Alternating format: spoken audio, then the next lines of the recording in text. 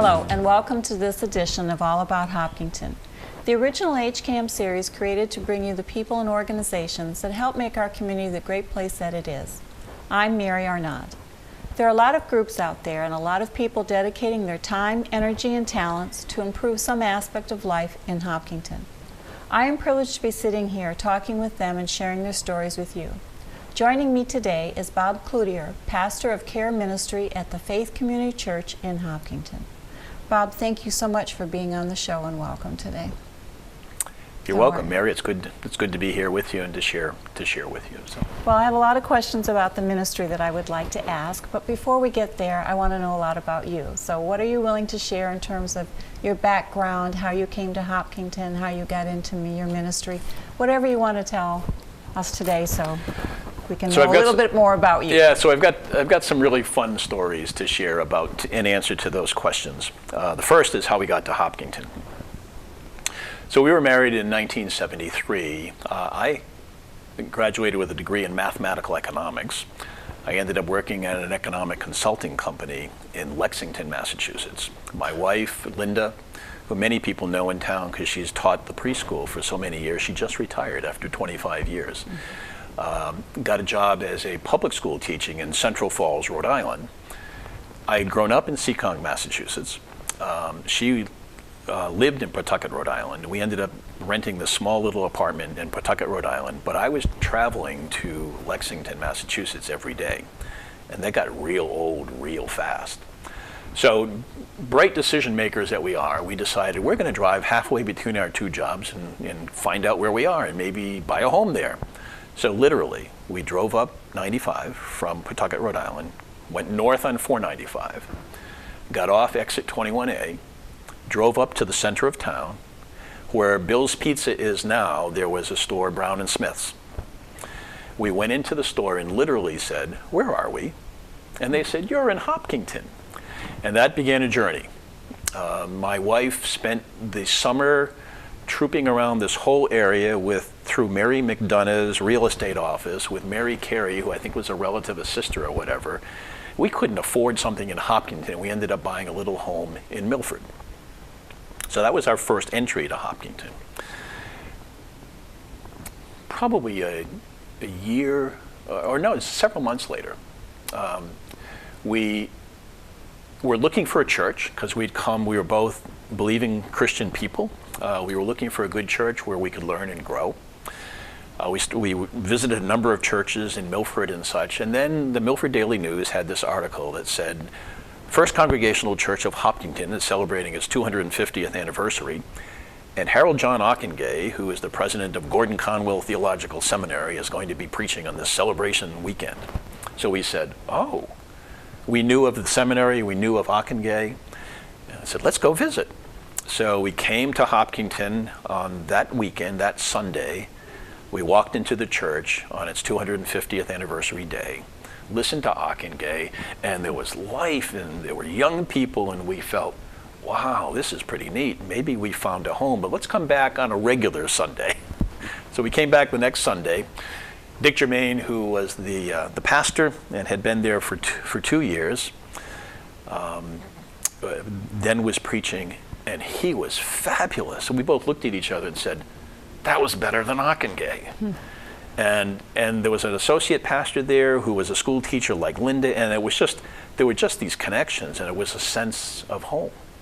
And so we've been going to the church ever since that time, in the fall of 1974. We got actively involved in the church, and then we eventually moved to Hopkinton. We have 3 children that all grew up here, did public schooling here.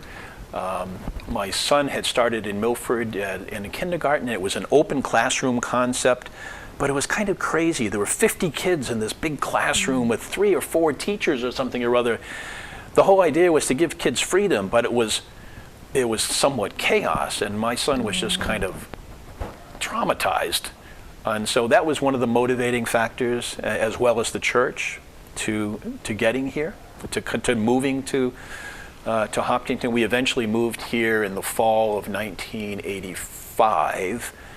Linda was, and I know that because Linda was pregnant with our youngest, Lindsay, who just turned 30 back in May. Your youngest daughter. My youngest, yes, yeah. So Dan, and probably a lot of people in the town know my kids. Dan is my oldest, Becky is my middle child, and Lindsay's my youngest. Now, how I got into ministry, that really is another fabulous story. Do we have time for another story? Sure. Okay. Absolutely. So here's how that happened. So both Linda and I got actively involved in the church. She eventually started teaching in the preschool. She just retired. She was teaching there for almost now 29 years. She just retired in June. We were actively involved in the church as young people, and the church was beginning to grow. It was transitioning from kind of a small town church to somewhat of a regional church. People were beginning to come from a number of different communities, as well as a good number of people from Hopkinton. But there was a fairly significant backdoor problem. And what I mean by that is we had tons of people funneling in the front door, but because we didn't have ministry to connect people into relationships, a good number of people were kind of passing through and out the back door. And I, as a layperson in the church, and who had been invited into, at that time, kind of a leadership role among a group of deacons, we were concerned about the life of the church. And so I started designing with Dick Germain a ministry called the Shepherding Ministry. And this ministry was, we would identify people who were ill, grieving, or going through change in their lives. And we were beginning to equip and train some of our people, lay people in the church, to reach out to folks who had need. Mm-hmm. We were also beginning to think about doing small groups, which has become kind of a mainstay of our church even to this day. Small groups where people connect in relationships and kind of do life together and share life together. And that was so needed because it would be pure happenstance if you happen to come to a church service and sit in a pew next to a person from your same community. So we needed to build some way where people could connect. And how I got into ministry is this. Dick Germain and I had scheduled a meeting in the summer after he got back from his summer vacation to plan the next stage to develop the shepherding ministry. And we had the meeting, and at the end of the meeting, I'll never forget this, Mary, Dick turned to me and said, "Bob, I've been praying, and I think God is calling you to become one of the pastors of the church." And I went, "What?" I did not see that coming at all. Mm-hmm. And he said, "Can we talk with the deacons about possibly pursuing this?" And I said, "Okay." And then I went home and talked to my wife. And I said, "Linda, you won't believe what Dick Germain just said to me." And she said, "Did he say anything about becoming a pastor?" And I said, "What?" So Dick knew, Linda knew, the deacons that I talked to all knew, and I was kind of like the last to know, but there was this wonderful open door, and it was something that I was passionate about. I had transitioned from economic consulting. I had taken another job with the state in public administration so that I would have some more control over my time. I had actually enrolled in Gordon Conwell Seminary as a special student just to get a little flavor. So I guess God was beginning to plant some seeds about ministry in my mind. But I wasn't really sure about the career piece. And where that became clearer, which led to this, I think, to this open door, is Dick Germain he used to teach a Wednesday night Bible study. And at this Bible study one night, he was talking about what it meant to be totally surrendered to Christ, to be a total follower, a genuine, total disciple. In all aspects of your life, including your career, what you're doing as your main focus. And I sat there that night thinking, I have this real genuine faith and passion to follow Christ, but I had never really thought about career. And I had a plan for my life. I'd graduated from Brown University, had got this degree in mathematical economics. My plan was do consulting, find your niche, go back and get a PhD, work for the federal government in health, education, and welfare. And I was working the plan. And all of a sudden I realized I'd never really talked with God about this plan. I had never really given him an opportunity to speak into that plan. It was more of a security blanket for me. So I walked out that night from that Bible study and in my mind kind of erased my plan. Because I knew that I was really tied to that plan, and the only way I was going to allow God the opportunity is if I was willing to kind of let go. So I did, and that was very hard. I felt like I was adrift at a sea in the midst of this. But then things started to happen, and which led to this meeting with Dick Germain saying, God's calling you to be a pastor. And so I was presented, and I said yes. I was presented to the church. They voted overwhelmingly to call me as a pastor. A youth pastor had left. We were trying to replace him, but that kept falling through. And then people started saying, "What is God doing here?" And then this job was offered to me, and they voted to accept me as a pastor for pastoral care was the title at that time, with the commitment that I would go to seminary part-time while I was working in the church full-time. And that was 33 years ago, Mary. I started as a pastor at First Congregational Church, now Faith Community Church, on October 16th, 1983. And it has been a wonderful ride for all these years. Well, it probably comes as no surprise to you. A lot of divine intervention there, I think, from the start of finding Hopkinton and your new home, your new church. And thank you for the opportunity to share the story, because that's a wonderful story. It from my perspective, it really is a God story, with wonderful results. So there's a little bit of background. Well, I'm glad you shared that with us. Let's talk about the ministry itself now. What Sure. are the care services that the church and you help provide, and how do people get involved? How do you decide what ministries you're going to do as pastor of care services? Yeah, so when we first joined the church was known became known in the area as a strong teaching church, a church that really helped people grow in their faith. One of the things that I've seen that has happened over the years, and I've had an opportunity to be used of God to help this a bit, and that is to increase the temperature of the warmth of the relationships in the church.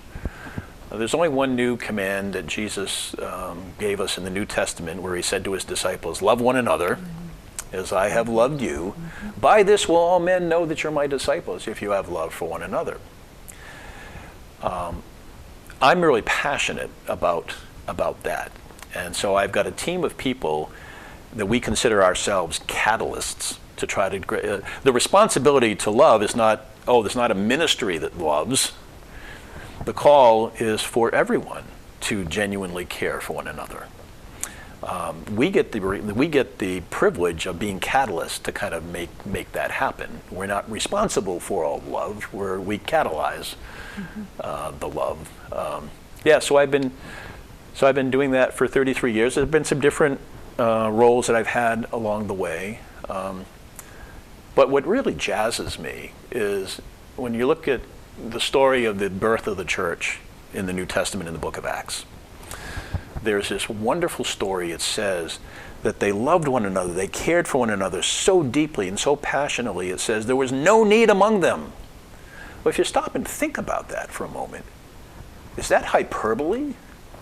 Or is that real, that there would be really no need among them? That means that the climate of care would have to be so open for that to really happen. And I believe that that was really the case. Then it says, the Lord added to their number daily those who were being saved. And I think the quality of their love really determined the growth of the church. And so one of the things I like to say in the church is great care builds a great church. So that's kind of my passion. And we've done a lot of things over the years, but just to describe a little bit about what we do now. Yeah, awesome. So we have a number of kind of subgroups that are part of the care ministry. So the church is fairly large.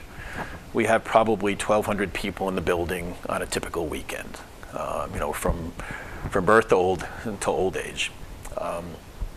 We've realized that, as I mentioned about small groups, Small groups is really a key place where people get to know one another and care for one another. So a lot of the real genuine caring happens in our small group connections, where people kind of doing life together. So the care ministry, we kind of have this bit of a philosophy about how we care for one another. When we're aware of a care need, we will ask people, have you shared it with your family and friends so that they have an opportunity to know and to pitch in? Next kind of circle of care is, have you shared it with, if you're involved in a ministry team in the church or in a small group, have you shared it with your small group so that they can care for you? And then kind of the third circle of care is the care ministry itself, where there's some specialized resources. And in those specialized resources, we have things like, I have a team of people that leads this. There's a person who oversees a line of prayer. And we have multiple prayer opportunities for people. They can be prayed for right after each of the services. We have a couple of virtual prayer teams. There's a team of 60 people. People can submit prayer requests on Sunday or on our website, and it goes immediately to 60 people who are committed to pray for those needs right on the spot. We have an urgent and crisis prayer team where there's actually 150 people that if there's some urgent or crisis need that gets communicated to the church, I can send that out to a group of 150 people, and they are committed to pray immediately for that need. So there's a tremendous amount of prayer support as a way of caring. And when people know they're being prayed for, they feel as though they're being cared for. We have a practical helps group that right now, there's two little groups. One's called Minuteman Movers and another was called Meals on Wings. So it's providing practical help for people in the church. If people are needing to move, and we're such a transient community these days with people moving fairly frequently, if they're financially strapped, we've got a group of mostly guys, some women, that'll come alongside and help people move. In fact, we've helped a couple of people in the community move that are not even attached to the church, because we like to do that. We like to reach out into the community. Meals on Wings is sometimes when a person is dealing with a real significant care burden, it's the practical help that makes a huge difference. And so often, if they're in the faith group, the faith group is rallied around them. The small group that we call faith group will rally around them and provide meals or child care or help. But sometimes the need goes beyond what a small group can do. And so we've got a group of people that will make meals for people. So that's kind of our practical helps line. We've got a group, kind of an encouragement line, that we're beginning to make calls to folks who attend the church on a fairly regular basis, but they haven't taken that next step of commitment into the life of the church. And we know that when people step into the church by either a faith group or a ministry team, they're going to experience greater care. They just are, because they're going to get to be known as opposed to sitting out there just on the periphery. Mm-hmm. So we're now calling some of those folks and just saying, hey, we're thrilled that you're a part of the church. Wondered if you've thought about taking a step into the church, and is there a way that we can help connect you to a group or to a team? And how can we pray for you? So there's that group that's making those calls. We have a team that does visitation. So I'm sharing a lot. Is this okay? Just sharing? Yeah, no, I just, as you were talking, because originally I was thinking care services within the church and also outside of the church, because I know Faith Community does a lot of things for outside of the church to help. Mm-hmm. That's probably more of an outreach program, right? And that's separate from what your ministry is leading. You're leading. Yes. So the care ministry primarily is caring for the people within the church. And I think that's just wonderful because, as you said, you've got 1,200 members or something. 1,200. We had 1,200 people that are there. There's probably more than. It's probably 2,000 or so that consider Faith Community Church their church. Mm-hmm. 1,200 maybe in the building on a weekend. Yeah. We do, with our care ministry, we do some outreach. But we also have an outreach division, if you will, that does more specific outreach. My focus is more on the people in the church. But But that has a real outreach implication. As the book of Acts said, there were people who were looking at the quality of love in the church, and they were knocking down the doors to get in, saying, I want to be loved like that. And so if we're raising the temperature of love in the church, it's going to become known, and people are going to want in. Yeah, I think that's wonderful. So that's kind of how we pursue that. Shall I try to continue just quickly review the different the different ministries that we do? Can you tell I'm excited about this? Oh, absolutely. What passion comes through is unbelievable. Yeah. So we have a visitation ministry where we have trained people to visit folks who are shut in at home or they're in hospital or rehab. We then have something that probably the linchpin, the gold standard of the care ministry is something called our Stephen ministry. The Stephen ministry is where we take our lay people, a number of people, through 50 hours of training, equipping them to come alongside individuals on a one-on-one, confidential, male-to-male, female-to-female basis, to walk with someone during a period of crisis or a significant change or challenge in their lives. It's a quiet ministry. It's confidential. There's not a lot of stuff going up the flagpole about this, but it makes a huge difference. We also have, we do a little bit of counseling, but pastors are generalists. We often refer people once we've kind of discerned what the need really is. In fact, that's kind of like our fourth circle. So it's family and friends, ministry teams, and faith groups, then the care ministry, specialized resources, and then a referral service. We've developed kind of a referral database. And when the needs go beyond what the church can provide, we've developed a database of good referrals that we can refer people to when they have those needs. We also have a compassion fund that I've recently relabeled it, compassion fund, that when there are people that have needs, often it's financial needs. They've hit a season where they can't pay a mortgage, or they can't pay rent, or they need some food, or they need a car repaired, and there's a process whereby we come alongside and help them, and also help them kind of examine their budgets and such, not just throwing money at the situation, but wisely trying to help. So, and then there's a new thing that we're heading into this year. I just came back from a conference in Lake Forest, California. We're going to be starting a ministry called Celebrate Recovery. It's a recovery-based ministry, but it's broader than just addictions. It's for people who have hurts, habits, and hang-ups. It kind of sums it all up. Yeah, that's right. And who doesn't? Yeah, and who doesn't? Absolutely. Who doesn't? And so in January, we're going to be launching this new ministry that really follows the self-help groups, really kind of follows some of the good things in the self-help groups like Alcoholics Anonymous and such, following steps. But the steps are kind of communicated in a Christian manner.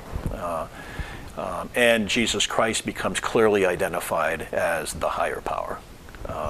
So I'm excited about that. As we're attracting more people, have you noticed people are messy? They got issues. And we're trying to provide an opportunity for people to not only come in, but also to receive some care and recovery care. So that's my excitement about what I'm doing. And the passion, like I said, that you have about all of this definitely shows the enthusiasm and everything. And I have a million questions more I want to ask, but we're almost out of time here. So I hope we've covered everything that you wanted to share with us today. And if not, we'll invite you back and you can share more and find out how things are going. And I can see why these programs have grown the church and how people in the church feel connected and together, and I'm just so impressed. I can't tell you. Yeah, well, it's been thrilling, and it's been thrilling living in this community. One of the fun experiences for me is, so I've been a pastor in this town for 33 years, but there's fun. There are times where Linda and I will be in the town somewhere, and some child will come running up and jump in her arms because she had them in preschool. And the family will come up and greet her, and then they'll turn and they'll say, "And who are you?" I love that, you know.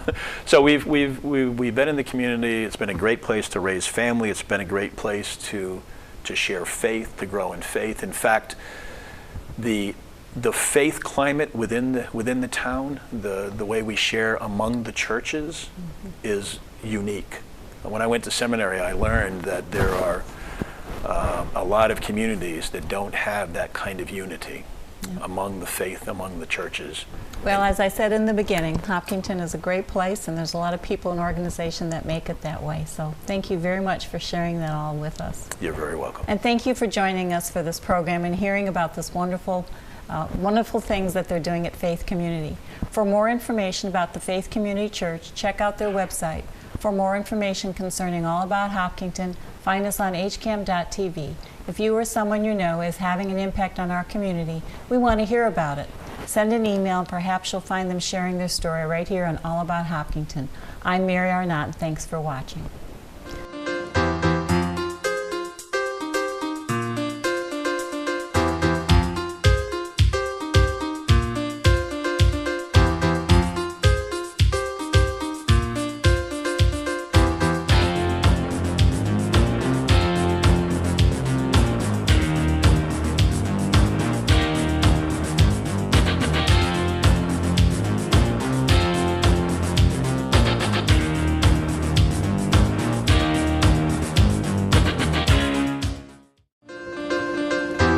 This show often talks to people who have interesting hobbies or careers or different things that they have going on that affect our community. I'm Mary Arnott, your host. There is a huge need for providing food for individuals and family. And that's the key. It's working well together. You can see more episodes online at our website, hcam.tv.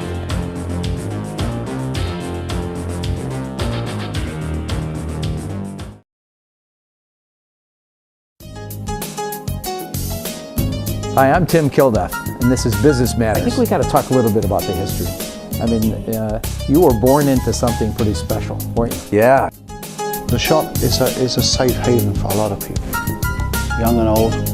Business Matters is HCAM's show focusing not only on businesses in Hopkinton, but more importantly, the people who run and manage those businesses.